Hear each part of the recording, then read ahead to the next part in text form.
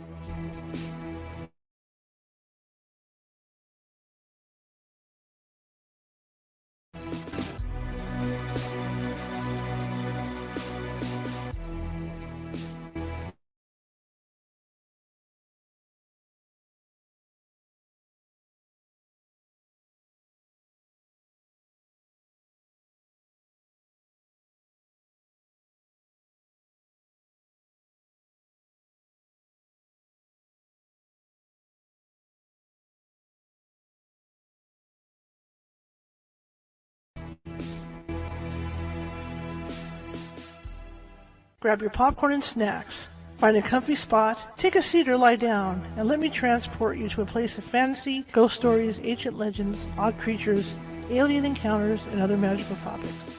You may even decide to join the conversation. From faraway lands to your own backyard, with a small dash of pixie dust, turn out the lights and open your minds. The journey is about to begin.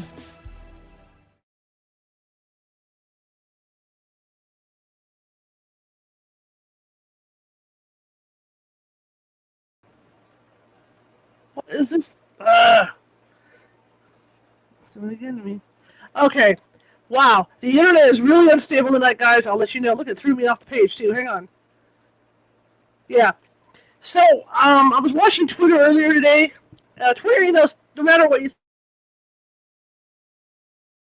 think about Twitter, it has a news cycle.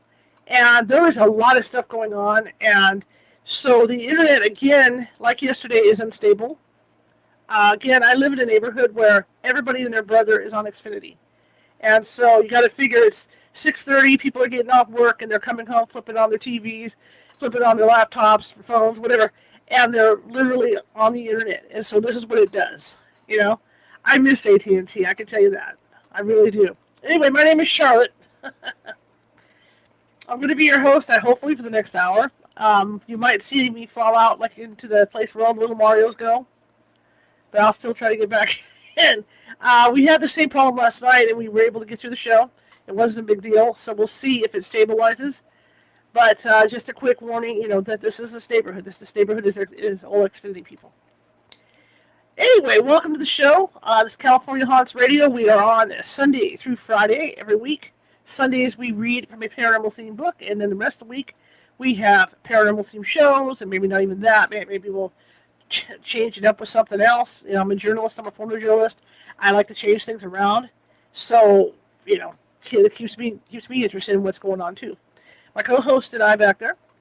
Anyway, welcome. And if you're watching from Facebook today, feel free to hit, and you like what you hear, feel free to hit those thumbs up, those smileys, anything that's a happy thing, because what that does is that puts us higher on the FYP. It makes Facebook take notice of us, and they move us around out to more and more people, which is nice. And this has been happening really, really frequently. Also, comment. Feel free to comment, because that also helps. All right? Same thing with YouTube. If you're watching from YouTube and you haven't done so already, subscribe. It doesn't hurt to subscribe. It doesn't cost anything. Okay? Just subscribe, and that'll get you alerts when we're going to do a show. And that'll also just get you a chance to look at 681 videos, because we have done, in the last 3.5 years doing the show, 681 shows are sitting over at YouTube right now. And what I've done, because there's just so many, and it's mind-boggling, even I get a migraine, I have started to put them into categories. So if you want to talk about alien abductions, or look at alien abductions and stuff like that, there's a folder for it. If you're into Nancy Matz, there's a folder for her, etc., etc., etc. Just like what we're doing at Astrology, there's a folder for that. So you can just go over and click on the folder and then pick and choose what you want, instead of having to look through a big blob of 681 videos. It really sucks to have to do that. Also, like I said, subscribing is free, and I'm also very active on the community page over there. If you're watching from TikTok, you're probably over on YouTube watching. We're broadcasting live tonight, Facebook, Twitter, YouTube, and Twitch tonight. Because we've got a pretty good following on Twitch now. I was surprised. Also, I'm going to be teaching a psychic development class on August 5th, Saturday, August 5th, and it's the first level class. And if you think you might have psychic abilities, or you already have them but you don't know how to really deal with them, this is the class for you. I've always found, and this is from personal experience, because with my abilities, nobody taught me. And I kind of opened that door, and not all nice things come through the door.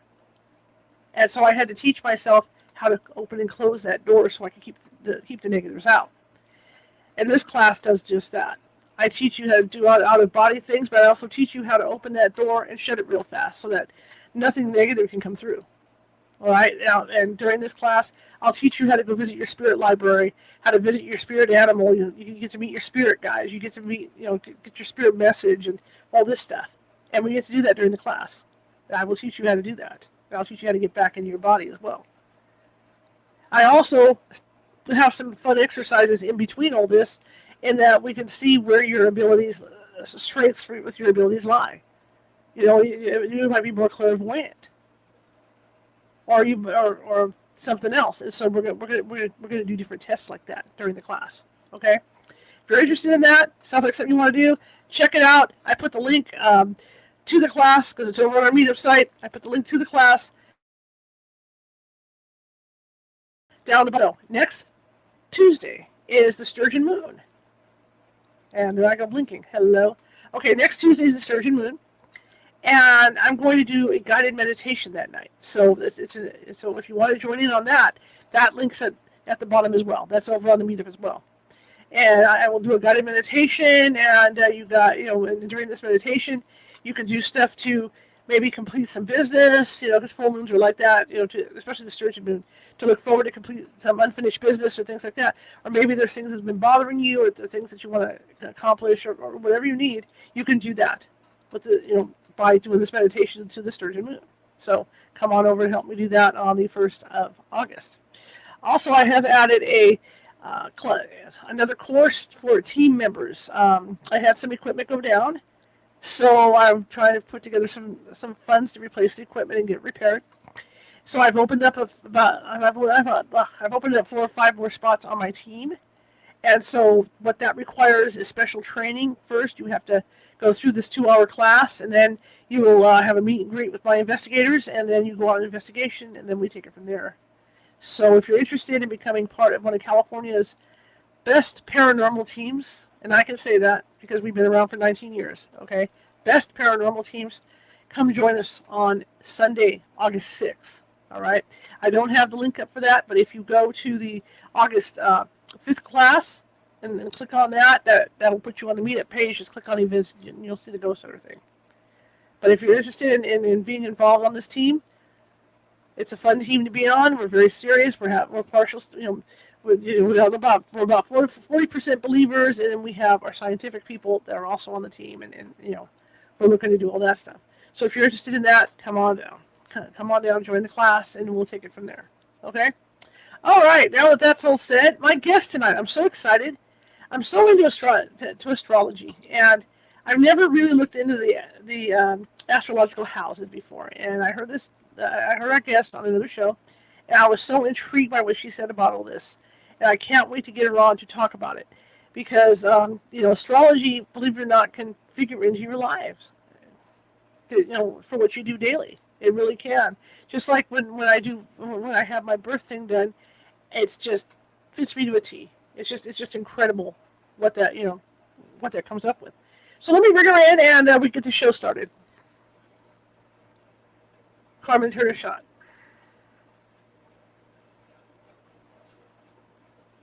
Hi, how you doing? Okay, just hang in there. We're trying to get her in, and it looks like the internet may be having a fit. Let's find out. Let me get her out. Let me put it back in. Well, we may not do anything. I see. Wow. Can you hear me? Huh. Okay. Let's give it a couple seconds here. This may be a wash tonight, thanks to the internet.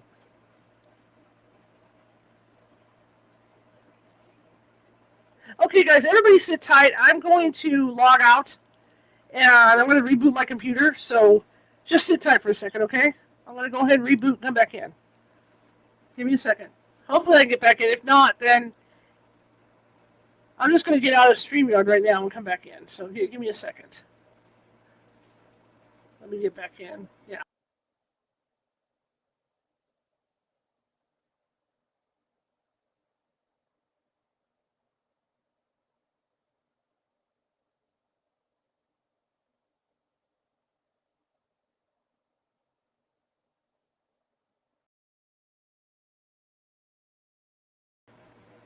She's in. Okay, let's get her back in. All right, let's have her come back in. And, yeah, she was just there. So see if we can get this going here, guys. Sorry. All right, come on back. Let's see if I can send her an email. Come on back in. So come on back in. Yeah. This is embarrassing. I hate when this happens. There she comes. Let's see if we can get this going now. Now that I got the internet. Okay. Sorry about that. That's all right. Can you hear me? Yes. Yeah. Yes. You're there. You might drop off during the show, but you should come back on the other end. Never get internet that is. Yes. Okay. So tell me about you.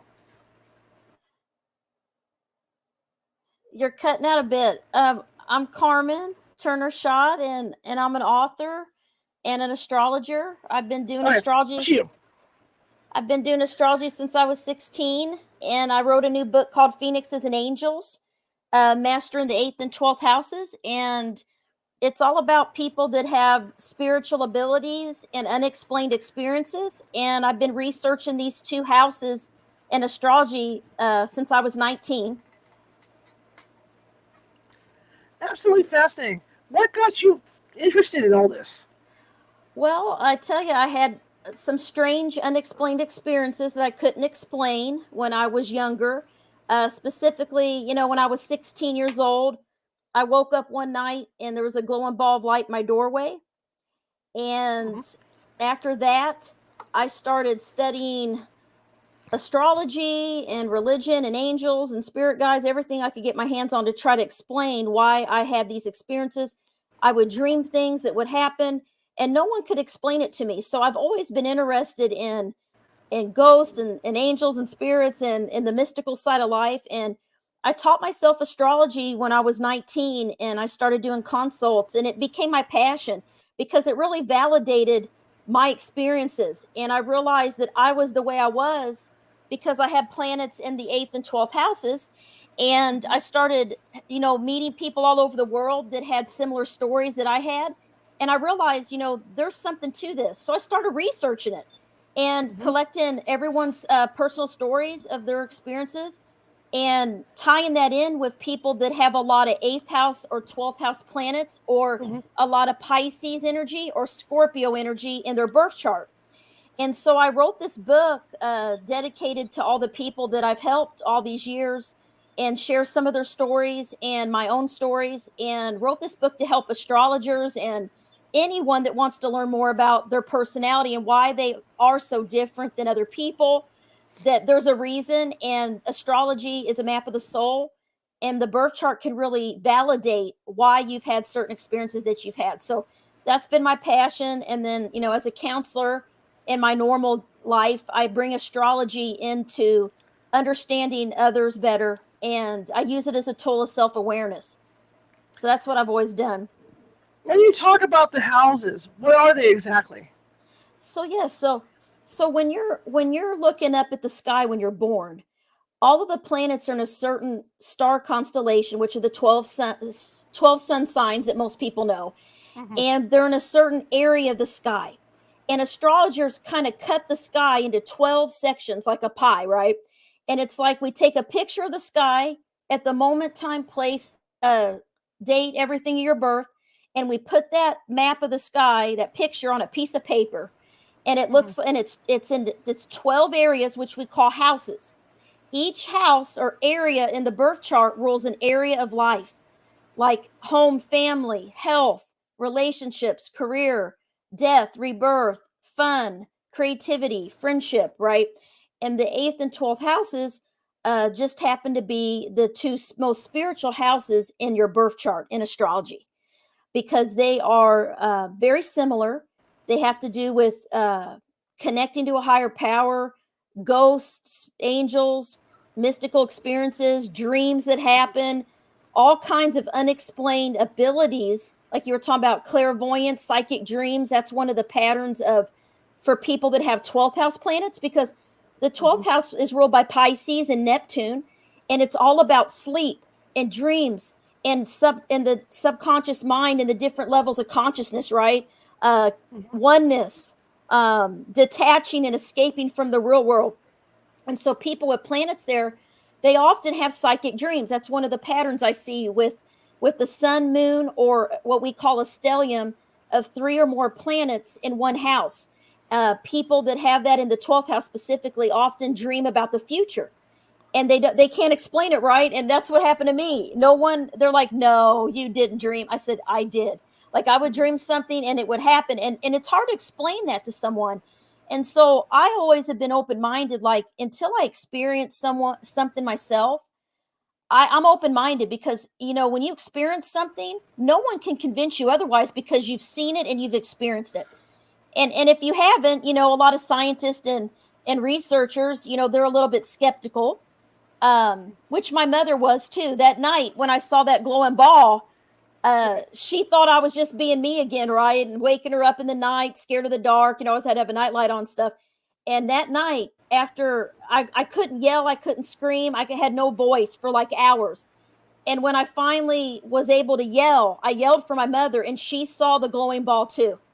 And she was a skeptic, so she believed me after that. And she was a little bit afraid. She's like, I don't know what that was.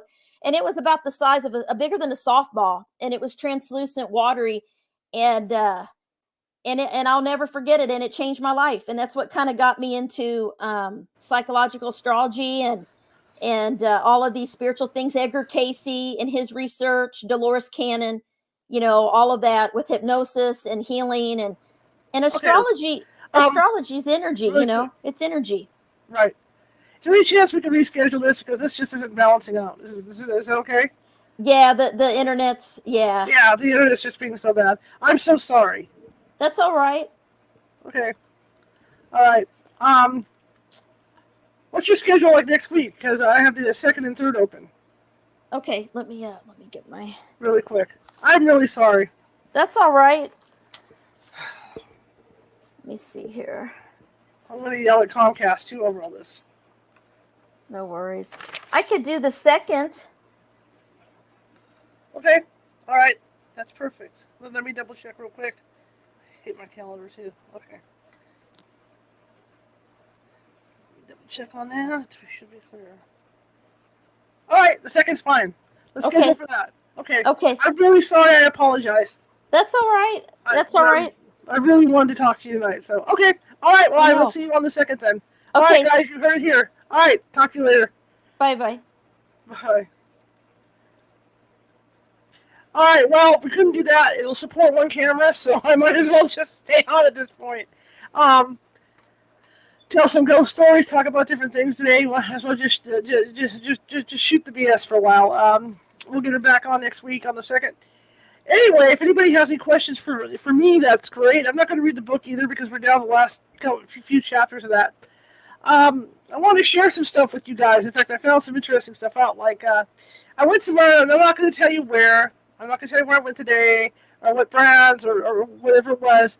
But I got these really cool cookies. They're chocolate chip cookies. They're real thin. Because I'm not endorsing anybody. And I'm surprised that nobody really wanted these things. But they were so good. And I got to thinking about him. If anybody's ever watched The Mandalorian, there was a thing in the first, not the episode, but the first season, where he was at a school and this little boy had these green macaroons, and he wanted them. The kid wouldn't share with him, so he uses the Force to get the green macaroons, and you see him kind of wave his hand, and the next scene he's got all the macaroons, and the kid turns over glaring at him because he's eating his macaroons. Well, these cookies that I have were so good. I turned around to him and I went, "Oh, dude. If you're going to use the Force, use it on these cookies. That's how good they are." Anyway, that was my moment. Let's talk about ghosts a little bit. I mean, obviously, what's going on tonight is my internet's not stable enough to hold two people on there. It's happened before, so we're just going to go with this. Have her on next week. We'll just go solo. Let's talk about some ghost stories. And I've investigated in a lot of places. Karen Clark and I, usually she and I are pretty good telling these stories. Nancy's pretty good telling these stories. But I've seen a lot. I mean, I've done this 19 years, and it's been an interesting ride in that I've been touched, I've been pushed, I've been shoved, I've been scratched, you name it. I've had it all happen. But people have to remember with my story, because if you're watching my shorts that I'm putting out for YouTube and stuff, and Facebook, you'll see that I everybody's born with psychic abilities, so of course I was too, and I was very sensitive as a kid. And I would see stuff all the time. And my family would chalk it up to my vivid imagination. And I knew it wasn't my imagination because I would see people in my house. But the problem I had as a young child is that I would see people, but they were shadow figures. It was always dark and shadowy. So I don't know if that was ominous or what that was.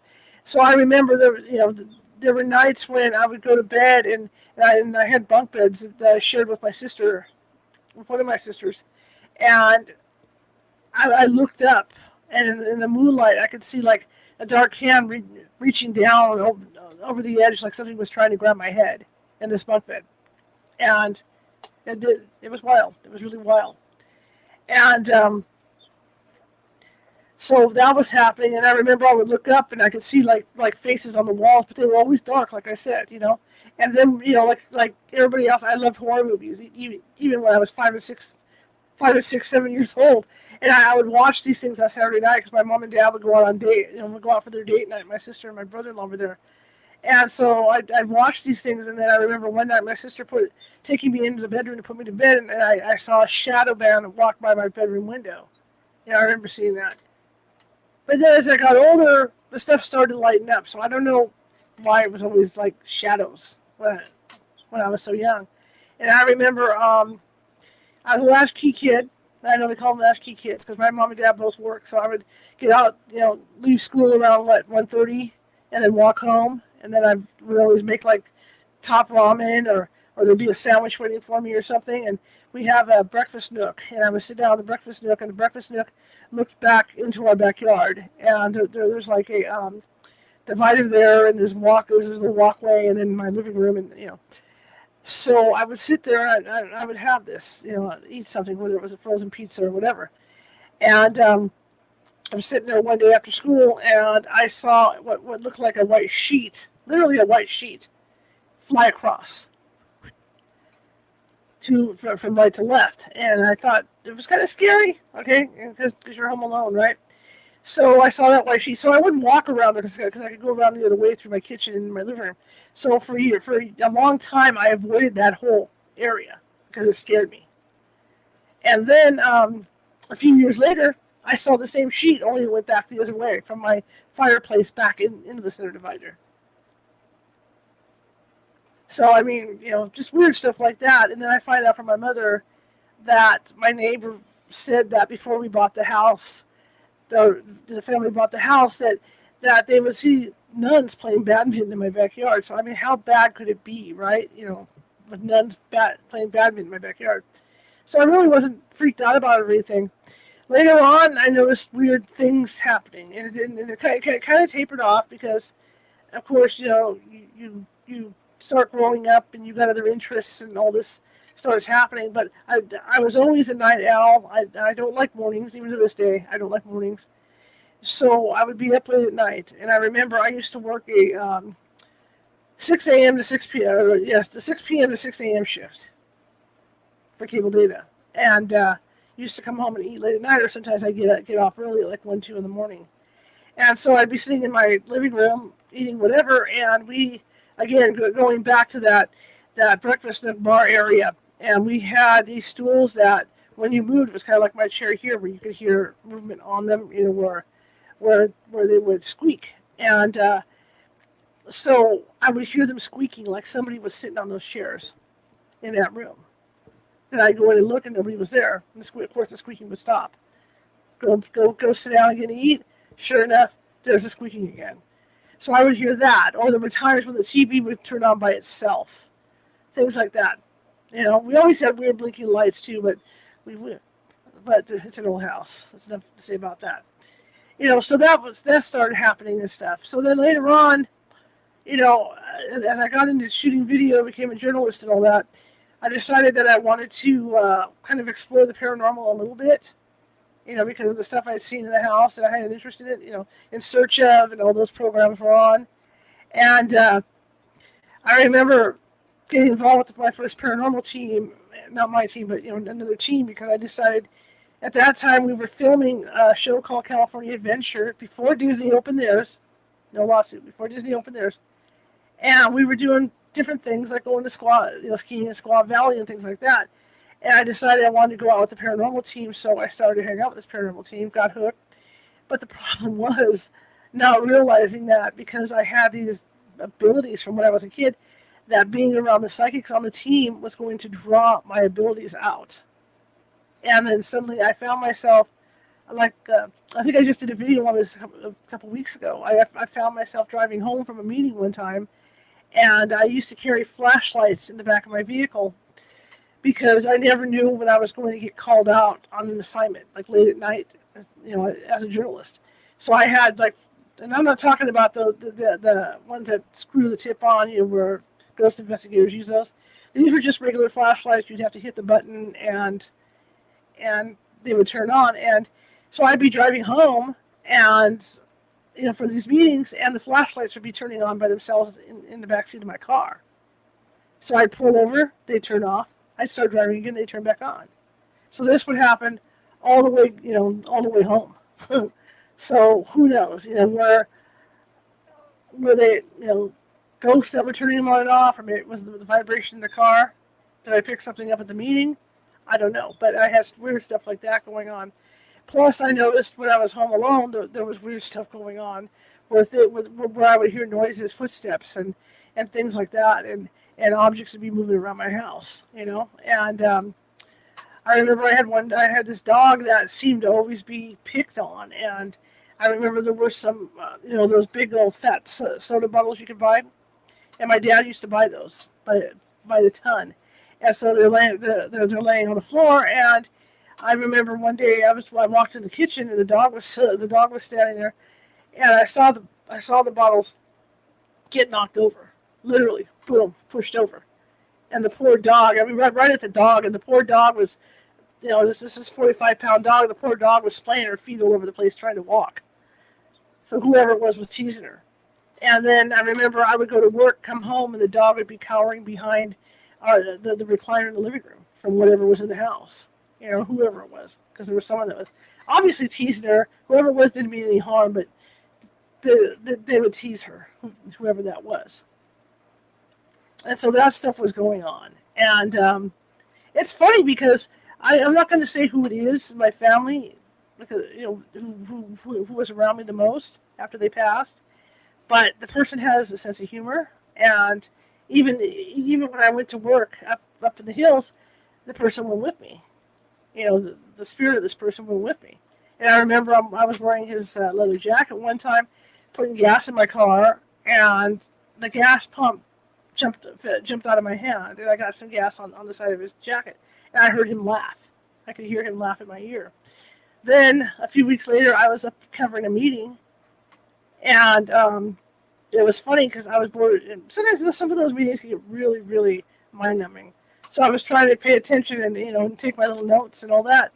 And this was like a water board meeting or something, and they have those those mics that are real small in front of them when they're covering the meeting.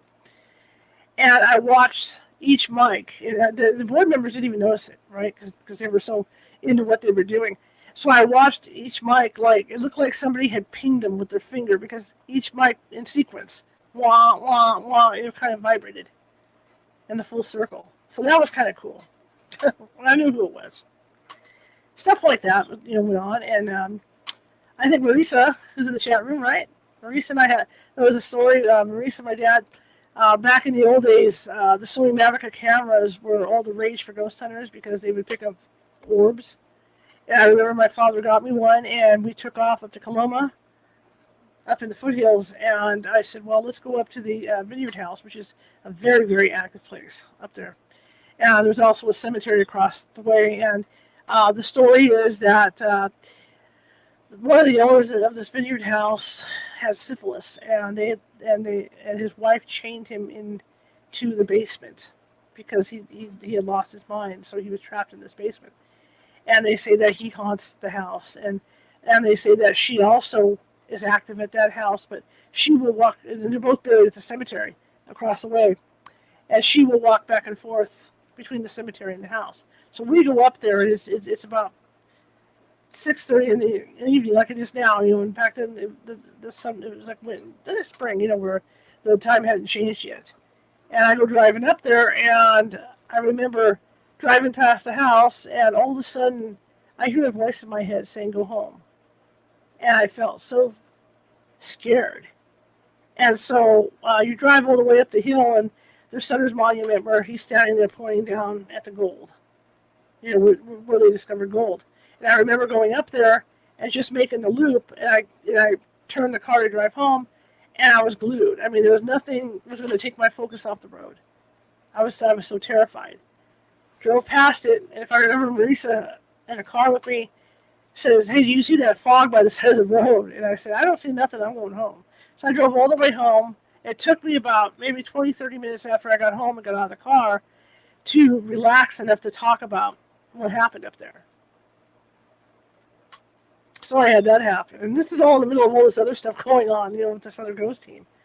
And doing these investigations. At that time, we were filming the show, so I was filming this ghost team, and so I was just learning, about experiencing stuff and watching the psychics and all this, and learning how to do these, EVP work and use the equipment and all this stuff. It was like on the job training, right?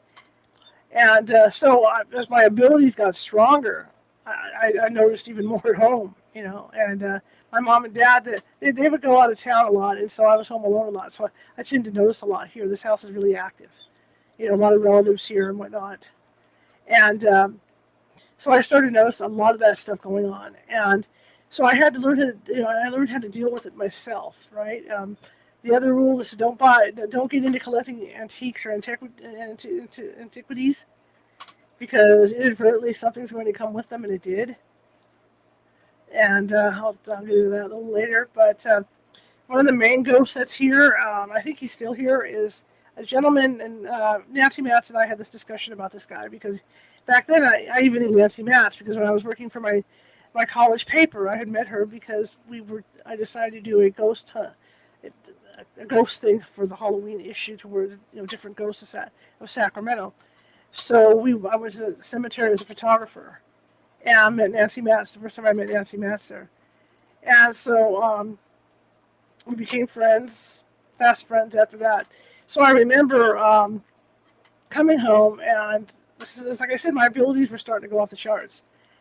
And this is where I talk about, let's see, hang on a second, let me pull this up with Jerry. Jerry says, I had a queasy feeling at the Holbrook Hotel in Grass Valley. I had to go home. I got my book and fled without saying a word to the team. It happens. It happens. I mean, that does happen. And that's all part of it. You get that queasy feeling in your stomach. Usually that means you've been goosed, what I call goosed by a ghost, because usually that's when they're around you. You can feel them go through you and things like that. So, back to the divider. It's always that divider area. And I remember walking through that area, and out of the corner of my eye, I could see somebody jumping out at me like they wanted to grab me. Like a jump scare, like a haunted house. I could see somebody trying to jump out at me to grab me. And so I started, and I'm already like in my 25, 26 years old. So every time I go through that area, I would run, because I could see this man. It was a man. And I remember talking to Nancy about it, and what Nancy told me at the time was that this gentleman had been on the property before the house was even built. Because this used to be riverland. This was underwater at one time, before they, dammed up the rivers and everything. So he was a fisherman, and he had fallen and hit his head and bled to death. Didn't realize he was dead. And he had kind of lost his mind. So he was trying to reach out to grab me. He's still there, but he doesn't. Either I shut him off or whatever. But I don't see him. But if you go into the dining room, you can still feel him a little bit when you're in there. That's why I don't spend a lot of time in my dining room, because it just feels really heavy in there to me.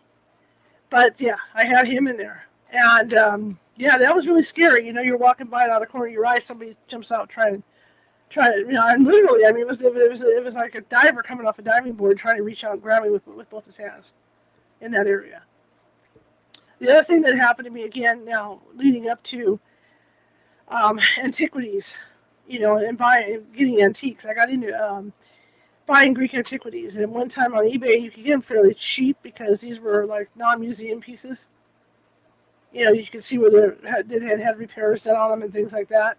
So I was getting them fairly cheap. So I installed a nice little curio cabinet with some of them in there. I had different urns and makeup bottles and things like that. And I had one of the psychics from the other team helping me do some video editing. And she came over, and she stopped and went to walk through the kitchen, came around the corner and stopped. And I said, "Well, what's going on? What's wrong?" And she says, well, there's someone sitting in that chair over there. And I said, well, I don't see anybody. What are you talking about? And she says, no, he's sitting there in that chair. He's got armor on, and it's kind of golden colored armor, and he's got a red plume on his head. And I looked at her and I said, that sounds like a Roman centurion. She goes, yes, that's it. It's a Roman centurion. And I said, well, what is he here for? And she says, you got coins. And I said, yeah. Well, somebody took the 2 pennies that were in his eyes and took them out of his eyes. And if you remember history and how they buried some of these soldiers in the tradition that they had back in Greece and in Rome, when somebody died and they buried them, they would place a coin in each eye. So apparently somebody had taken these 2 coins, and that's why he was here. So later on, and he wasn't a bad guy. I mean, for what it's worth, dude was pretty cool. You know, like my other friend would come over who was psychic, and she would laugh. She'd say, "Oh, he's watching TV," you know, or he would be asking me, like, through her, he would ask me questions about things like the car. You know, what was the car? So he was really decent. So I said, I said, let's find out. Put him to rest. What do I have to do to put him to rest? He deserves to rest. And so he told us, no, you guys are probably just going nuts. Okay, it's what I do for this ghost hunting. This is what it's about. Around psychics, this is what happens. The more psychics you're around, the more this stuff happens. And through her, he told me that he would like me to put the pennies in a little pine box and bury them at the base of my lemon tree. And I did. And he disappeared, and he's never returned. So that was there. Fortunately, for the rest of the antiquities I have, I haven't had any other issues with them. But, yeah, so that happened. So lesson learned, I don't buy antiquities anymore. Do I bring stuff home with me from investigations? Oh, heck yeah. More frequently than I'd like to say. I mean, there's ways to keep things at investigation. I mean, I've been with teams, and we do this too, where we sage our team members and things like that. But sometimes they slip through, and I can tell. I can pretty much tell when something comes home with me and it's not the ones that are like normally in my house, because they act totally different. I have an agreement with the ones in my house to the point that, I know you're here. I know you're here. Don't scare me. That's the agreement I have with them. And again, I was telling people, and if you guys remember, I put this stupid app on my phone to, just play around with it to see what I could hear. I try not to do that stuff in my house because I really don't care to know. And so whoever it was that I came in contact with, on the app, it was funny because I filmed the show here. This is where I film the show. I film a lot of my TikToks here. And I have a bigger studio for doing other stuff, when I have to do product work and things like that. But I film the majority of my video here. And so when I asked who was in here with that app, the first thing that came that came up was, am I on video? So it's somebody that's here all the time watching me do the show, obviously. And they know I'm filming in his room. So that's kind of creepy. See what Jerry's sending me messages. Hang on. Okay. So I had something come. Okay. She says she had something come home with her from Murphy's Hotel, couldn't sleep all night. I believe it. It happens. But if it's, and I'm not going to say like normal run-of-the-mill ghosts or anything like that, but usually they hang out for 2 or 3 days, and then they realize that they don't belong there, or they don't belong in your house or whatever, and they go back. They take off and go back. Otherwise, what I used to do, it was funny. I mean, I used to like when I bring things home. Like one time, I brought something home from the Sequoia, and I remember because I had to work up there the next day anyway, so I took it back with me, and I rolled down my windows and threw it out of my car, until it didn't get the hell out to go back. But my neighbors, well, not so much the newer neighbors, but back then, because again, I didn't know how to really shut things down like I do now, as far as, things coming with me. And so I would hold my doors and windows of the house, and the neighbors would hear me, get the hell out. And they would laugh. Oh, you brought another one home. But still, it makes me wonder what goes on when I'm not here, though, because I had a little, not a little boy, but a young kid walk up to me one time. I was unloading groceries, and he walked up to me and he says, "You have ghosts." And I looked at him and I said, "What?" He says, "You have ghosts. Not you hunt ghosts or you look for ghosts. You have ghosts." So when I leave the house, during the day or at night, it makes me wonder, are they blinking the lights on and off or something when I'm not here? So this kid was able to say, you've got ghosts. So that was kind of weird, But yeah, so I mean, it's part of being a ghost hunter. I mean, that's the risk you're putting yourself out to, that something is going to inadvertently come home with you. And you just have to go, either get rid of it somehow or go with the flow till it gets tired of being around you. I know when I did the Fallon Hotel in Columbia, I remember coming home and I was lying on the couch sleeping because we were up all night, and I could feel somebody crawl on top of my body, and I could actually feel something on my neck, and I remember half asleep, in that weird half sleep wakeful state that people are in. I remember reaching up and I could feel somebody right here, and I remember shoving them off. So yeah, sometimes it happens. Or my air conditioner, I have a through the wall air conditioner for the whole house, and it takes a lot to remove the front grill on that air conditioner to clean it, because you have to take it off every once in a while, to clean the filter. And I remember one day I'm sitting there watching TV, and that grill came flying across. I mean, it flew around. It must have flown, for whoever or whatever ripped it off of there. It must have flown a good 15, 20 feet across my dining room to hit my center divider. Tell you, that's a happening room in there. But I remember that. I also remember my father. I mean, when my father used to sit at that breakfast of bar area all the time, and he was sitting there one day, and he said, "Hey, I got to tell you something." And my mother had these, not silk flowers, but they were just cloth flowers, and they were made out of velvet. And they were up on the center divider, and he called me over because he saw them literally lift out of the vase they were in, and they kind of held like horizontally in the air and then fell to the ground. And he witnessed that, and he told me about that. And then he used to laugh and say, "Gee, if I was walking around, I'd go ghost hunting with you." Well, in this room, this was his bedroom.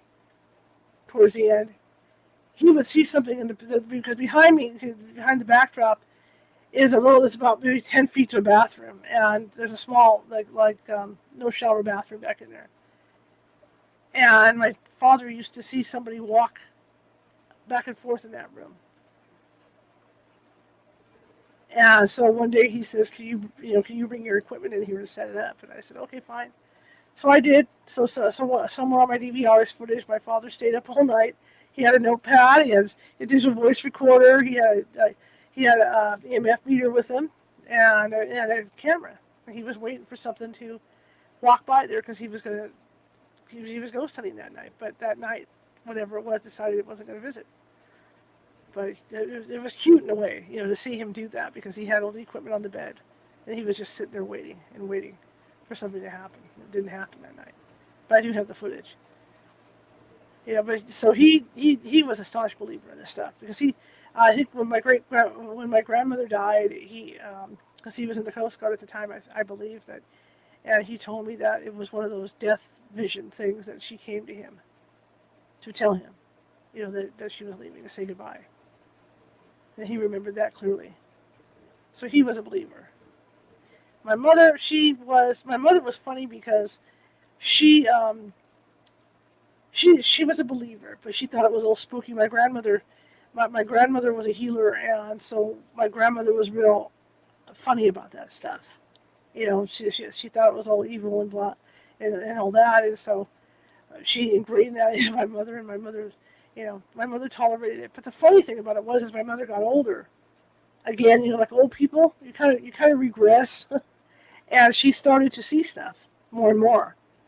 And I remember we went to lunch at the Diamond Springs Hotel because we were going to do a live broadcast on Blog Talk at the Diamond Springs Hotel.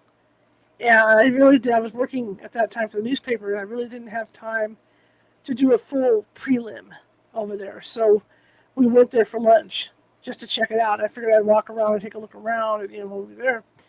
And when I pulled the car into the parking lot, and the first thing my mother says is, "Oh, look, the children are playing up there." And I kind of looked at her and I said, "What are you talking about?" And she goes, "Yeah, the children are right up there." And there's no children. There's nobody living upstairs at the hotel. Okay, there's no children. But one of the stories of the Diamond Springs Hotel is they can hear children running upstairs and giggling and playing, and whatnot. And so my mother saw the children. That's the first time she ever mentioned seeing anything like that. And then as she got older, she got better and better at it. Where Mickey and I were driving back from a prelim out here in Sacramento that we did in this warehouse, and had put my mom in the car because my mom had waited in the car. She didn't go inside with us because it was spring, so it was cool enough to wait for us in the car. And we're driving home on the freeway, and all of a sudden you hear, "Oh, they shot him." And we looked at her and went, "What?" And she said, "Yeah, he's way over in that corner back there. That's where they got him." And we were shocked, that she saw it that clearly, but she did. She saw it that clearly. And there was another incident in a house in Monert Park, and I think we were dealing with some kind of demon or something in there because the client had reported that she felt that stuff was coming out of some mirror, and so we were chasing this thing down with the thermal imaging camera because we could see where it was going, but we could never catch up to it. And my mother got really frustrated with us. And she says, "Don't you see it? It's running up and down the stairs. It's laughing at you guys. It's running up and down the stairs. It has a tail. Don't you see it?" So my mother was seeing stuff, all kinds of stories like that. That's why when I would take my mom to the doctor and they'd ask me if she was hallucinating, I'd kind of look at them and go, "Well, I guess if you want to put it that way. But this is what I do, for my hobby and to help people and stuff," and she sees stuff on the investigation, so I don't know. I don't know what to call it. I'm just looking at this stuff here. Hello! Caffeinated Cryptid with Bobby Dizzle. How you doing? I see you there. Welcome. We're just having a BS session because my internet was too shaky to hold two people on here, so the guest is rescheduled for next week. So I just decided to just stay on because I knew like one person on here would be all right. So I'm just talking about my experiences, growing up sensitive and as a ghost hunter and stuff I experienced. And I see one of my investigators, Jerry Baser, has had experiences on investigations as well, where she's taken stuff home with her or gone into buildings like the Holbrook Hotel and felt nauseous, and nauseous in these buildings. But it happens. It does happen. And Jerry did the right thing. I mean, if you feel nauseous in a building, the first thing you do, you don't stand there and stay in the building. The first thing you do is, or the room, the main thing to do is to get out and get the fresh air and get away from it. It's never fun. It's never fun to get sick during an investigation like that. And I have felt that. I forgot about the Queen Mary too, Marisa, remember? We did, before I was even thinking or considering ghost hunting, Marisa Haynes and I were down in Los Angeles, Disneyland, and all that stuff. We decided to do the ghost walk thing at the Queen Mary, and go on their ghost tour. And we did, and it was I hate to say it was hokey, but it was kind of hokey. But we got in this area, by this dining area, and we were walking through, and suddenly, like Jerry says, I felt sick to my stomach, where I wanted to puke. And so I sat down, and Marisa said my face was green. And one of the tour guides came over and asked me if I was okay, and I told him what happened. And he told me that there was this little girl that had fallen overboard, and that she liked, or she was searching for. They figured she was searching for her mother, because she would tend to attach herself to women, or run through women, because she was trying to find her mother. So that's what he felt happened to me on the Queen Mary. That was my big experience with the Queen Mary. So, there was stuff, like I said, there was stuff like that over the years. Just like I used to have a direct mail advertising business, and I remember I went to this place on, I think it was X Street here in Sacramento. I think it was X Street. Then there was this apartment building where I had to go pick stuff up, and I got in the elevator, and I was by myself, and I went to pick the stuff up, and as the elevator went up, I got horribly sick, just rolling sick, to the point that not only that, but I had this horrible fear. I felt fear, and I immediately went back to the ground floor and drove home, and I said, "Look, I'm not going in this place. I refuse." And so my father had to go, and I did some research on it and found out that there had been a stabbing in there 2 days before. Stuff like that. That was happening with me. Which brings me back to the psychic development class I'm teaching on the 5th. That's why I had to teach. I'm self-taught. I had to teach myself how to deal with that stuff. But it happens. It even happens to seasoned investigators. I've been doing posts. Especially at the Woodland Opera House, I was doing a post, and it was when we were filming. I think it was when we had filmed, or no, it was my team going in. And eventually I split off from filming the paranormal to running this team. And I was doing a post at the Woodland Opera House, and I felt something go through me. And like Jerry says, you feel nauseous. And I'm sitting there doing the post and saying, well, this is what happened. Here's what we heard, the EVPs and all that. And then my stomach did this flip, and I knew what had happened.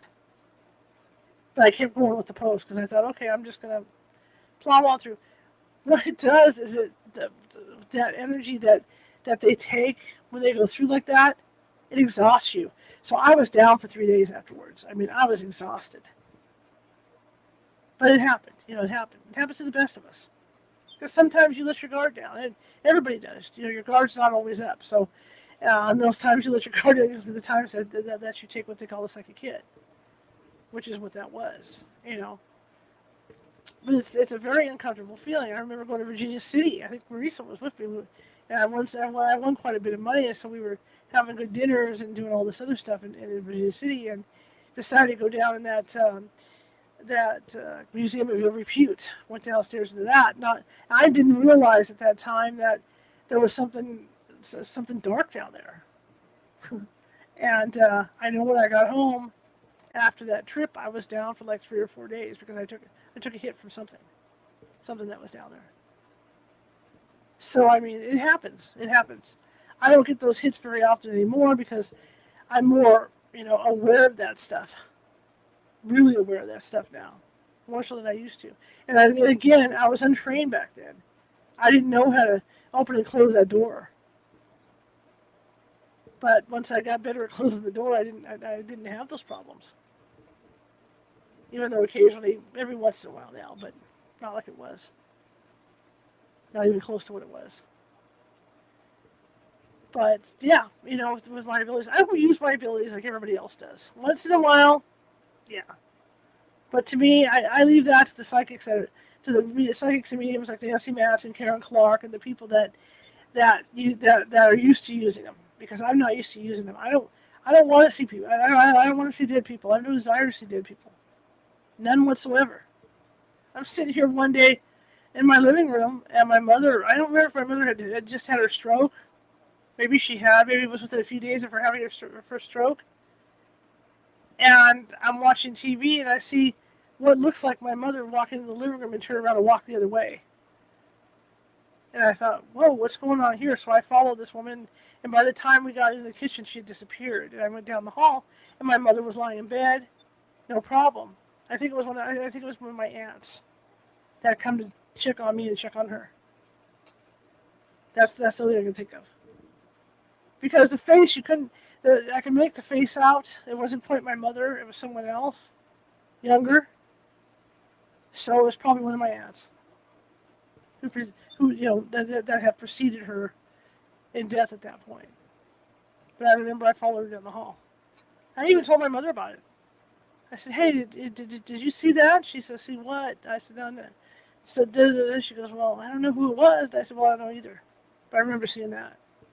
So this house is active. I know, like right now, I'm being watched.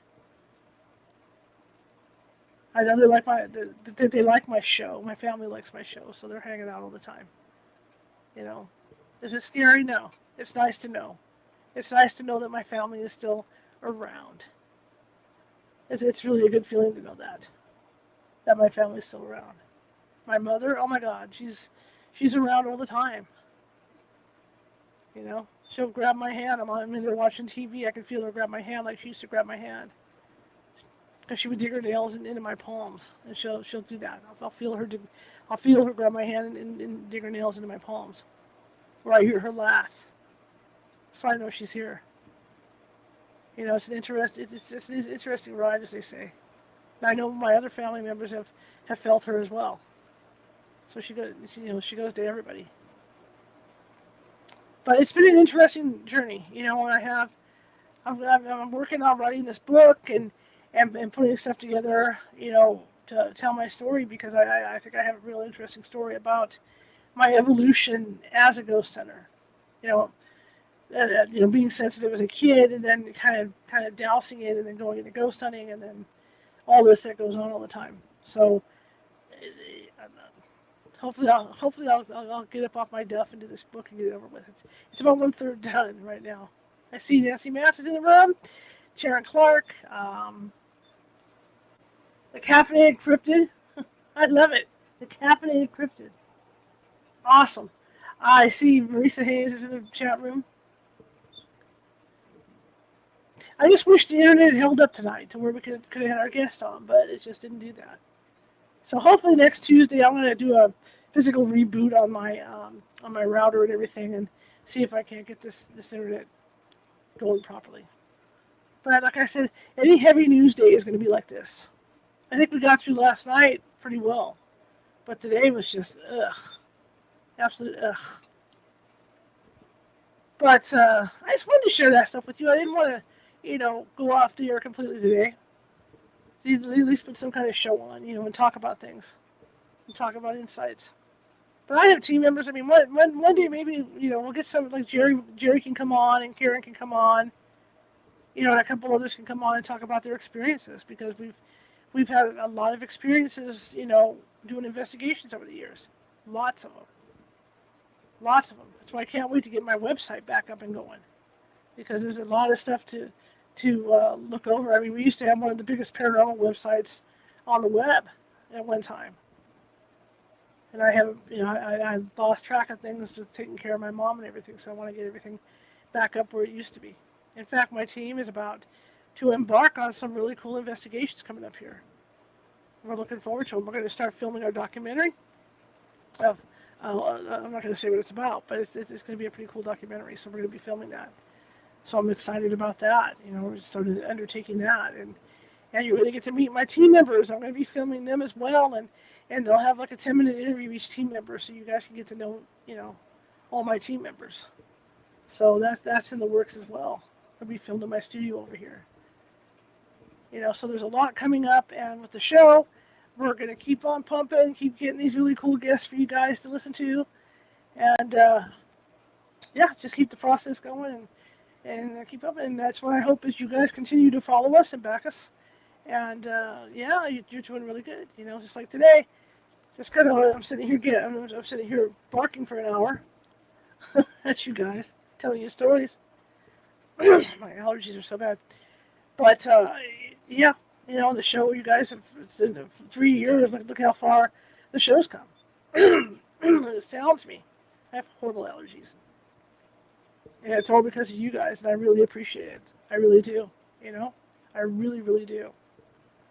And I couldn't have done it without. I've known Nancy for so long. I've known Marisa for so long. I've known Jerry for so long. Jerry goes way back with my team. I've been doing this for 19 years. Jerry probably goes back 7 or 8 of those years, maybe more. Jerry Baser. So I've kept a lot of really nice, really good team members.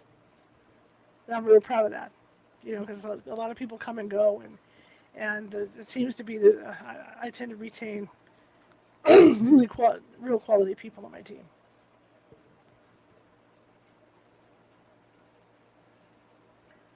Sherry's ready for investigating.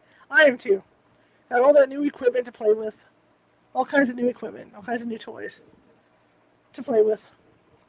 Yeah, and away we go, right? Anyway, tomorrow Nancy Mass is going to be with us. We're going to be changing it up. We're going to talk about, coincidences and all that stuff. Not tomorrow. There's a lot going on in the UFO world right now. A lot of, a lot of news about UFOs and UAPs. So we're going to shift gears tomorrow, and Nancy and I are going to be talking about UFOs and UAPs tomorrow. Okay, just a heads up. Usual time, 6:30 p.m. Pacific. Hopefully, I'm going to work on my router tonight. So hopefully I can get the router settled enough to where it can hold both of us on here without having issues like we did today. That's what I'm hoping, right? But what I hope and what happens, two different things. We'll see. So hopefully that happens tomorrow. Everything goes well, but that's what we're going to be doing. That's what Nancy and I are going to be talking about tomorrow. UFOs and UAPs, okay? Just a heads up on that. I want to thank everybody for coming tonight.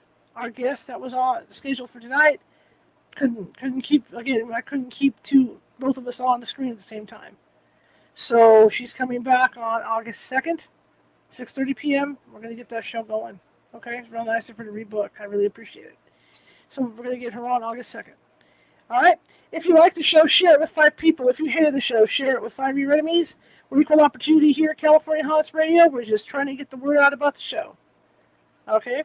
And the more the merrier. And again, thank you guys for commenting, because that's going to make Facebook happy, and it makes YouTube happy, and puts us up higher in that FYP. And I really appreciate you doing that. I appreciate the likes on here, and I appreciate each and every one of you. Each and every one of you. And everybody that's listening on Spotify and all those other places, thank you, thank you, thank you. I appreciate it. Seeing somebody new come in to Caffeinated Cryptid, thank you very much. Just believe, not all shows are like this. We have great guests, but the internet just didn't want to cooperate with me today. So it's just one of those things. So I will see you guys tomorrow at 6:30 p.m. Pacific with Nancy Matz, and we're going to be talking UFOs and UAPs.